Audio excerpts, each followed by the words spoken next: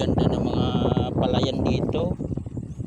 Malapit na siya yung iba nag-harvest na ng palay. Oh, ito hindi pa. Pero yung iba ito madilaw na siya, pwede na siya ma-harvest.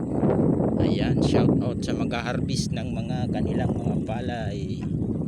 Ayan, sana lang maganda yung ng palay. Usbong yung iba, medyo hindi pa. Ayan oh. Ayan, shout out pala sa mga taga Dulag, Leyte. Ayan, maganda yung lugar ng Dulag, lalo na dito sa may Tigbao, Romaldis, Tigbao at papunta sa may San Antonio. Ayan, shout out mga taga Dulag nun, taga Dulag, Leyte. Shout out sa inyong lahat dyan. Maupay nga aga, good afternoon, good evening. Shout out sa mga taga Dulag nun, mga taga Dulag, Leyte. Ayan, maraming mababait dito kung mabait ka dito sa Dulag, Leyte.